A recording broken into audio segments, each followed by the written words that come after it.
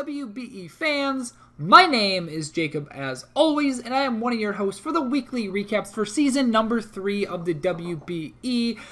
We'll be covering the Shield division, that is Dr. Slaking and I would introduce you to him right now. However, we're going to be doing this separately. I'm going to be covering 4 games, he's going to be covering 3 games. The reason for that is because we had some technical difficulties in recording last night. We did record the entire weekly recap together, however, we had technical difficulties. The audio didn't sound very professional, and that is because the audio cut out on my end and it just stopped recording for whatever reason. So I have to do this by myself. He'll be doing 3 games in his end later in the video. So without further ado, let's get started. We'll make sure everything is set and ready to go for future weeks. As well, for future weeks, we're going to be covering standings and the MVP race for the Shield Division 2, just to show you guys some more information and give you guys some more information for that. But anyway, without further ado, let's get started with the consensus game of the week, or at least in our opinion it is. It's very subjective, but it is none other than 6-foot hacks Leo and his Durham Druddigons facing Mewtwo Fan Nate and his New York Noibats.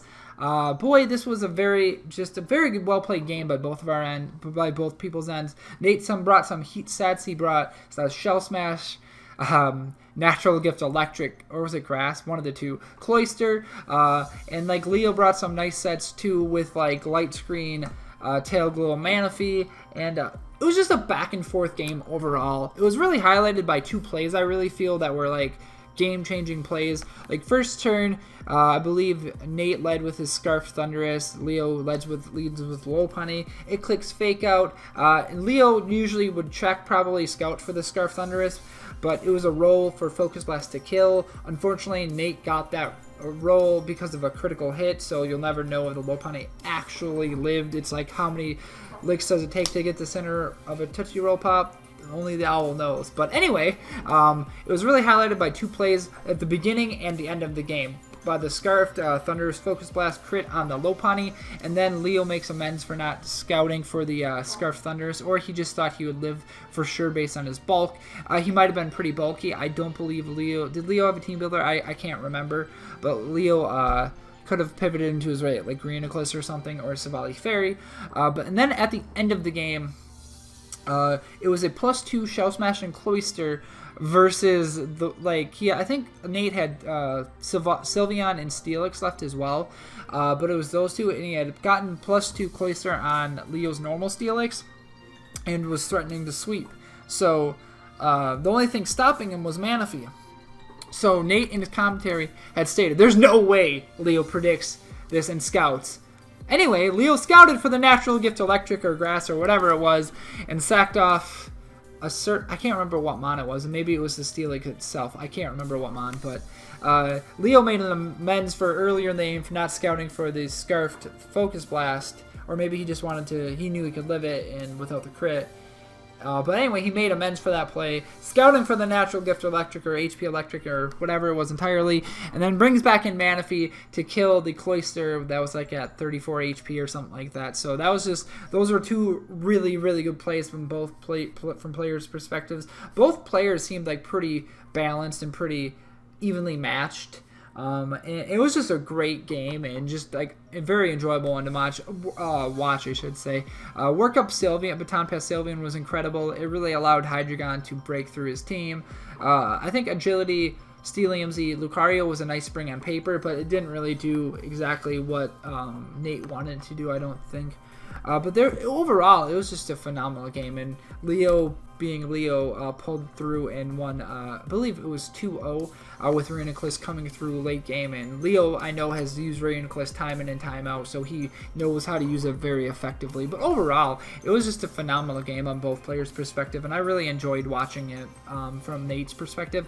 Now, I personally would love to watch it from both coaches' perspective, but obviously time constraints happen, and it's week 1, number 1, and it's hard to watch it from both coaches' perspective. But I know both players, and they're very good dudes, and it was just a fun game to watch overall. But next up, I want to talk about the Cybertron VGC versus Galactic Elliot match, aka the Melbourne Rotoms versus the Chicago Cubchews. I believe that's his team name matchup. So as you can see on screen, because there's going to be graphics made by D-Bill Standish, so shout out to Stem for making the GFX this season. Great guy, great GFX artist, highly recommend. But anyway, as you can see, Cybertron brought Lycanroc, Day, Rotom, Heat, Mamoswine, Kartana, Conch Elder, Acelgor versus Galactic Elliot, Sandslash, Mantine, Hoopa-U, Lola Ninetales, Scolipede, and Mega Ampharos. I think this game was really, as you can see, Galactic Elliot won, was it 3-0 or 4-0? It was one of the two. I can't remember. You'll see on screen. But I think it was 3-0. And Elliot just seemed like he was in position to win the entire game just because of based off the leads. Cybertron led with Lycanroc Day, whereas Elliot led with Sandslash. So instantly, that gives Elliot rocks because there's really nothing he can do to prevent rocks unless he wants to be a Taunt, Endeavor, Lycanroc Day, which I don't believe Cybertron was that set. I think he was rocks, but I don't think he was sashed with Endeavor, with Taunt, or anything like that, so he couldn't prevent rocks from getting up, which was really unfortunate. So I think he made an aggressive, or he's made a switch into Mamoswine right away, into his Scarfed Mamoswine, I believe it was, because it wasn't doing very much damage to Mantine. And I don't think all the coaches went over their teams or had team builders, so for future reference, it would just be really nice to see that way. It gives us analysts a lot better, like, hey, they brought this set for this reason. And I understand you might not want to bring, like, or reveal certain sets right away or anything like that. But anyway, it just seemed like Cybertron was on the back foot from the start of the match, and it was just hard for him to come back. Scarfed Mamoswine couldn't do it. Kartana couldn't do it. And another play that I just want to highlight in this matchup, when I believe he had sacked off his Lycanroc Day to Mega Ampharos it was. So rather than him being able to, I don't think he had to sacrifice his Lycanroc Day to it. I believe he could have probably pivoted into Kartana, and taken either a Dragon Pulse or a Thunderbolt from that range, depending on his investment, because I believe Modest Mega Ampharos does not KO a Kartana with, I believe you just have to invest very minimally and you'll be able to take that hit. Yes, he could have clicked Focus Blast or HP Fire or something like that, predicting that, but I don't think he had HP Fire on Mega Ampharos, if I remember correctly. But just for future note, you didn't really have to sacrifice him on. Kartana could have lived rocks after that hit anyway too, and been able to switch in, so just a little food for thought there. But overall, I still think Cybertron played decently well to the best of his abilities. I think he had a pretty rough matchup because Galactic Elliot has a really offensive team. And I really liked some of the sets Elliot brought. Like, he brought the HP Fire Scolipede for the Kartana.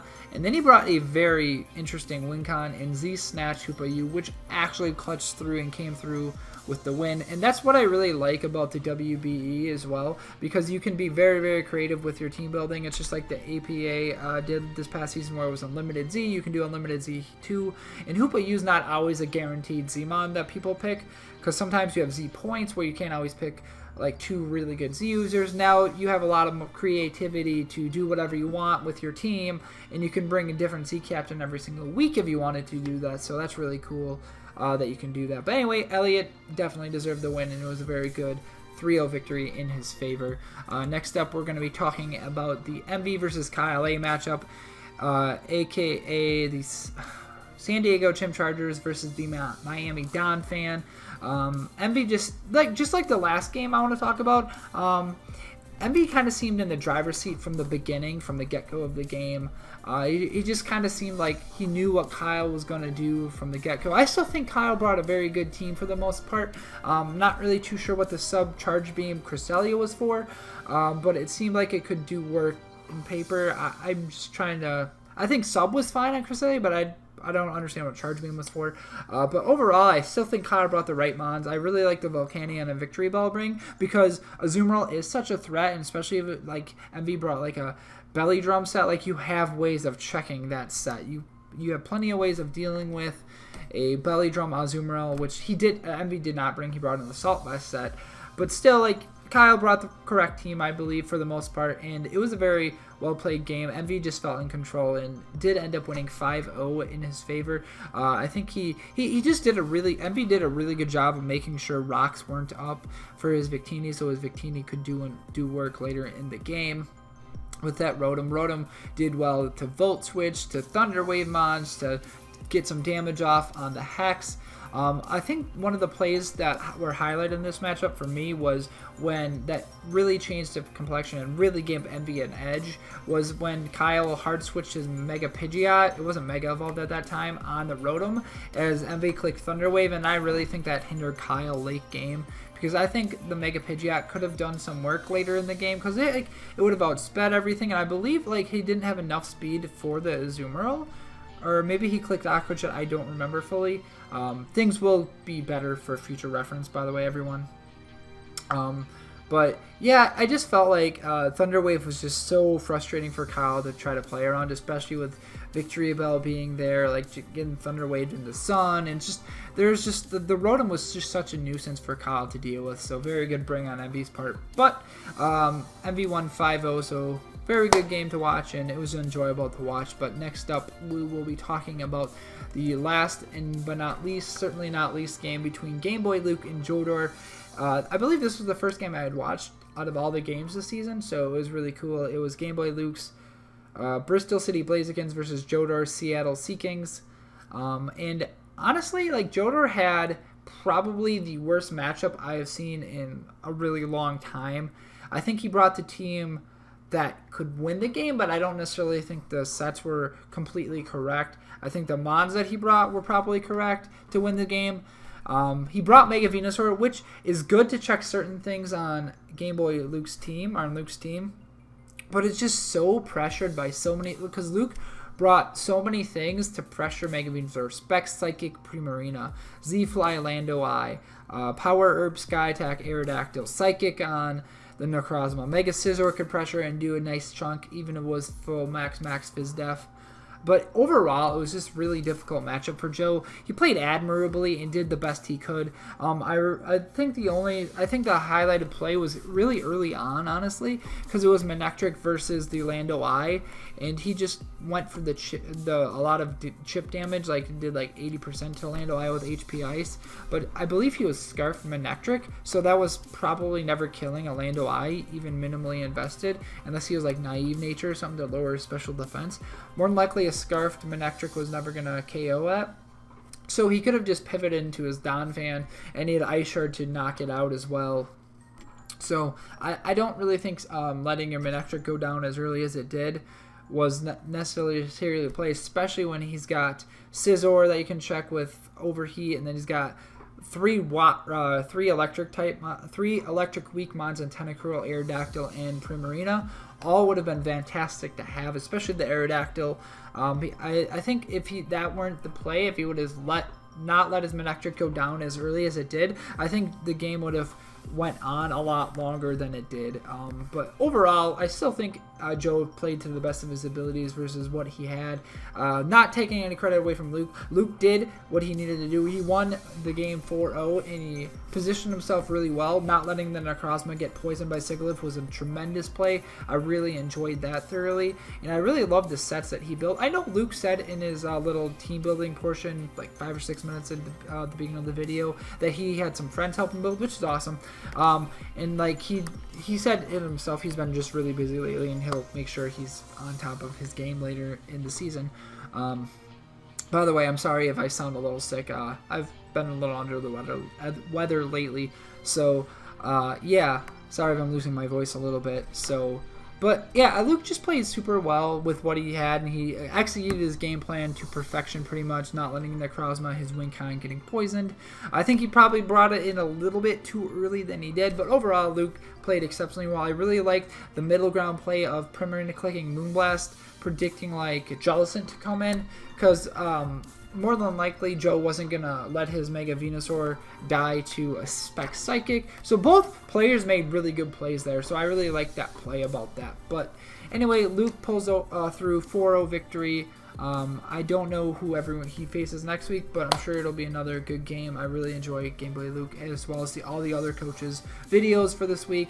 It was tremendous. And like I said, Dr. Slaking and I will be together doing the video next week. We'll do the recap next week. We'll make sure to say, hey, let's do Sunday to record rather than Tuesday in case audio issues happen. We have some time to re-record if we need to, time to edit the videos if we need to. etc., etc. But anyway, without further ado, I will pass it over to my co-host, Dr. Slaking, who will be covering the Under the Radar Sacred game. He'll be covering the Gator Patti Trills game, and he'll be covering the Old Man Top Feint Attacks game. So, over to you, co-host.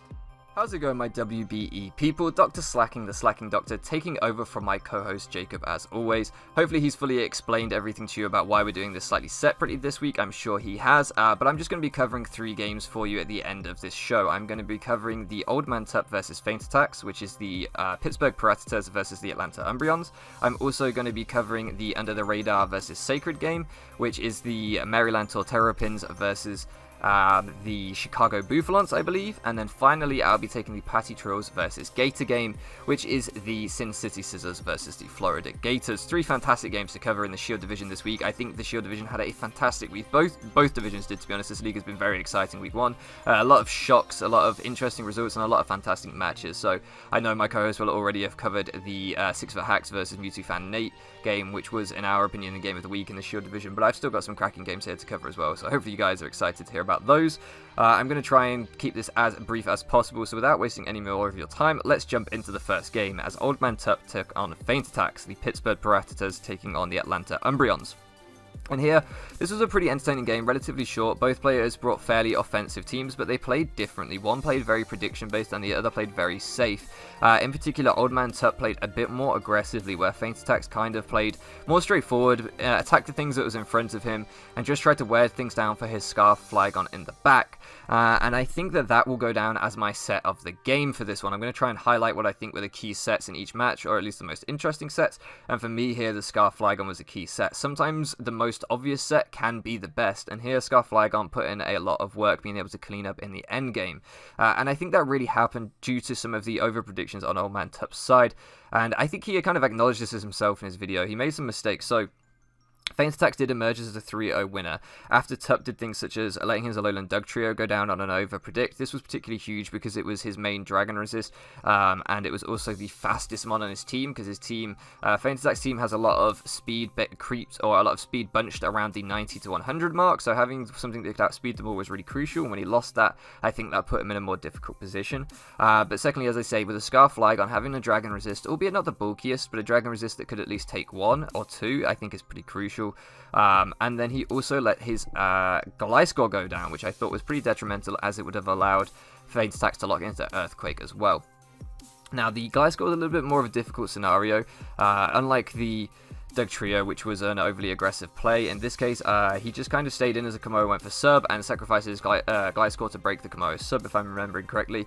I felt that at that point he had his Rotom Wash sack that he'd preserved really, really well in the back, and both of them playing an offensive game did preserve their sacks brilliantly. I think the Meloetta and the Rotom Wash in particular on each side was preserved well, but I think he had the opportune moment to sack his Rotom Wash, get in the Klefki, break the sub, and beat the Komodo that way, rather than letting Gliscor, one of his key ground checks and key Entei checks as well, go down. So I think that put him in a much more difficult position.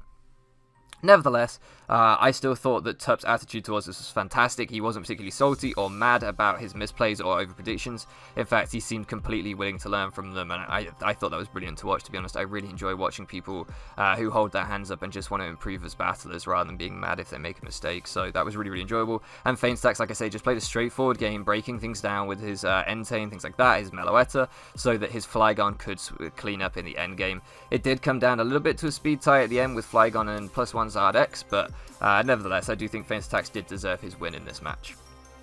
It was a nice 3-0 win to kick off the season for Feint Attacks, and I'm sure Old Man Tup will bounce back. Moving into the second game, we got a very different game here. Whereas the first one was two sides really running offense, this was a much bulkier game. This was a real chess match here between Under the Radar and Sacred.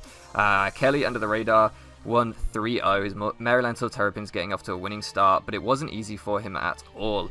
I thought that the most crucial set in this game was the fast Taunt Mega Aggron that he brought, as this really, to me, was what won him the match in the mid to late game, and asserted the early pressure too, although things did get more difficult for him, but we'll get onto that in just a second. The reason he brought fast Taunt Mega Aggron is because it completely shut down Sacred's Ordino, which is not a mon that I think a lot of people would worry too much about in prep. Ordino though, is a relatively passive mon. It's a low tier threat. It doesn't do too much offensively. So I think a lot of people just think, oh, I'll just beat that when I get to it. But Kelly didn't. He made sure that Sacred couldn't get that team support with the big wishes going off, the cleric support, by bringing the taunt Mega Aggron, being able to outspeed it and just completely shut the Ordino down and walling it entirely offensively as well. So I thought that was a great set. I know his Specs Mesprit was the winner, or certainly was featured in the Heat of the Week video. 3 attack Specs to switching on Spores with Sleep Talk on there. I thought it was a really cool set, but I think it was the Mega Aggron in particular that was crucial and pivotal to him winning this match and winning that defensive chess battle that I discussed. I thought that both players actually played really well, and although Sacred seemed nervous at the beginning, I know in his video he seemed slightly in awe of Kelly's battling record, which is understandable. He's definitely a top player. He really grew into the match as it went on. He kind of seemed to get over his nerves, and once he got the Ice Punch freeze on the Mesprit, that was when the game really turned into a fantastic match for me, because although we hate to see hacks, no one wants to see it. Well, maybe Sacred did, but the rest of us probably don't want to see hacks. As a neutral, what happened when the Rhyperia froze the Mesprit is one of the primary breakers on Kelly's side was suddenly completely invalidated. It couldn't do anything. It stayed frozen for the whole battle until Kelly sacked it off, because it was just losing him so much momentum.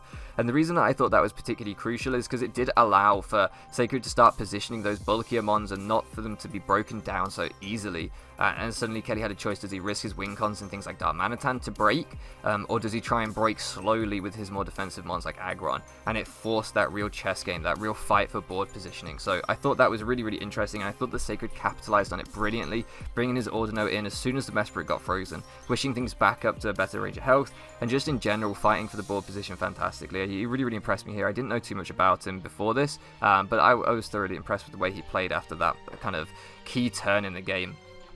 Nevertheless, Kelly did play really, really well. He played a little bit overly aggressive at times with his Zygarde, losing that for essentially no damage output, and also burning his Z on the Superior, trying to predict the Kyurem coming in. But I think the full credit has to be given there to Sacred for making the really good mid-grounds that just shut down the more aggressive plays that Kelly could make, and rather than risking too much, he just kind of played it safe and kept it going, which I thought was genuinely good plays by him. In the end game, though, I think Scarf Dark Manatan was always going to be able to clean up, and the result wasn't in too much doubt. It was more a matter of when rather than if. So yeah, Kelly does start off his season with a really impressive 3-0 win, but I definitely am excited to see Sacred's next game and see how he fares, because he did impress me this week. And now moving into my final game of the week, we have Patti and his Sin City Scissors taking on Gator and his Florida Gators. And this was one of the most interesting matchups, because coming off the back of the APA victory for Gator, I was expecting quite a lot. I think a lot of the analysts were heavily leaning towards Gator for this game. However, Gator's draft is... it's probably bad.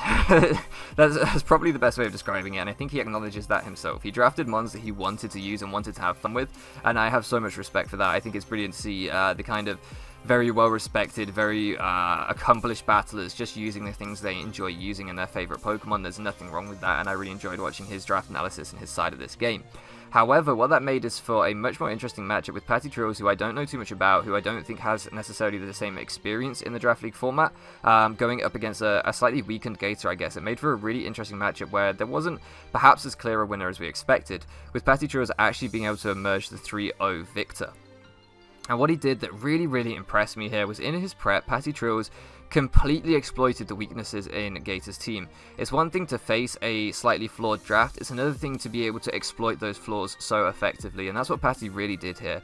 Gator didn't bring any defog against a team with Ferrothorn and Rabombi for sticky webs. I do think that's kind of almost going to lose you the match on the spot if you're not careful, but nevertheless, it was up to Patti to bring the hazard stack, to position his Ferrothorn correctly to get the hazards up, and to position his Rabombi correctly to get the hazards up. So it wasn't as straightforward as it might sound at first. Patti still had to play very well to do that, and then once he positioned his hazards and got his team in that kind of lane, he was able to bring in his Lando T to break for 3 kills and then clean up with his Mega Zam for the final 3.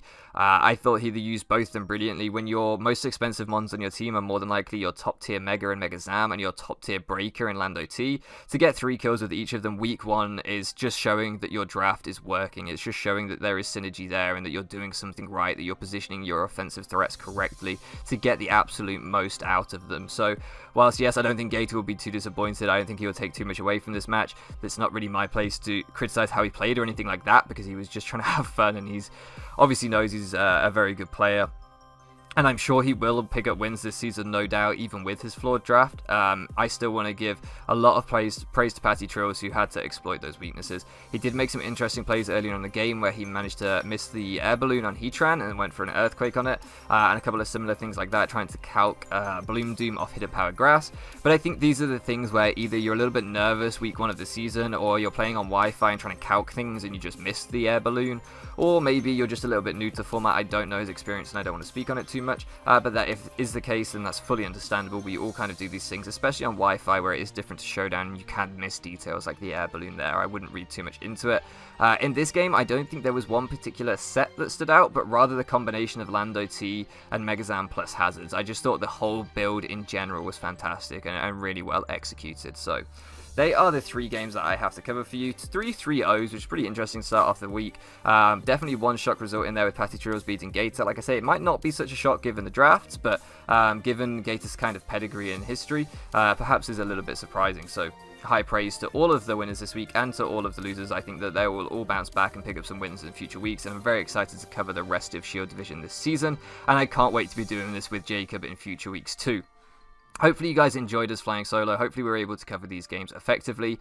I don't know if Jacob discussed this, but in future weeks we will be covering the standings at the end of the videos, as well as the kill leaders, and discussing who has been playing well and what has been used effectively briefly. Hopefully you enjoyed that segment too in upcoming weeks, but for now we're going to leave it here, guys. Thank you so much for loafing around with us, and we'll catch you again next time.